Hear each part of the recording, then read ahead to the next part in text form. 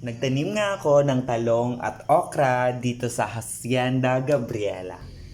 Good morning mga kaagom! Isang magandang araw po sa inyong lahat. Nagbabalik ulit ang inyong nag-iisang eredera. And for today's video mga kaagom ay magtatanim tayo ng talong and okra.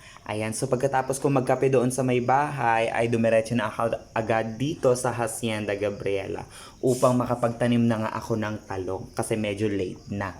So bale ang unang ginawa ko mga kaago, may naglinya nga lang ako dyan ng 2 tanse para maging guide ko sa pagbubungkal ng lupa.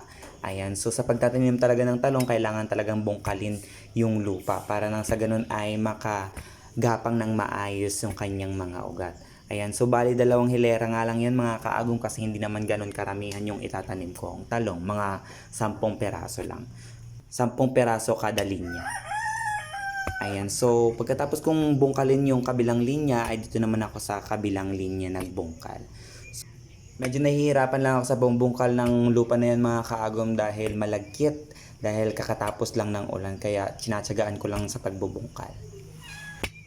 Bali kung hindi nga mabubungkal itong lupang ito at hindi mahahaluan ng medyo mas buhaghag na lupa ay mahihirapang makagapang yung ugat ng ating tanim. Kaya mas maganda na bungkalin ito at haluan ng ibang lupa, yung medyo mabuhaghag. At nang matapos na nga ako magbungkal ng lupa mga kaagom ay nagumpisa na akong maggamas ng lupa. Ayan, so importante ito para mabuhaghag yung lupa. At nang sa ganun ay mabilis na makagapang yung maliliit na ugat ng ating punlang talong. So bali yung talong na itatanim ko dyan mga kaagom ay hindi nga ako ang nagpunla. So ibinigay lamang ito ng aming kapitbahay. Ayan, thank you so much Karine. At nang matapos na ako sa paggagamas dyan mga kaagom ay nag-umpisa na rin ako sa pagtatanim nitong talong. Ayan, so kada punla ay naglalaan lang ako ng 3 dangkal na espasyo. So mahalaga na medyo malawak yung espasyo na ibibigay natin dito sa ating tanim na talong nang sa ganun ay makakuha sila ng enough sunlight. Di mo kaya, enough sunlight.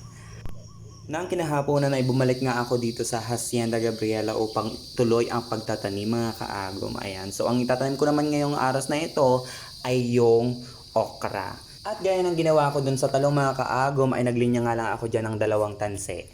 Bali itong tanseng ito ay mas mahaba kaysa doon sa tinanim kong ampalaya.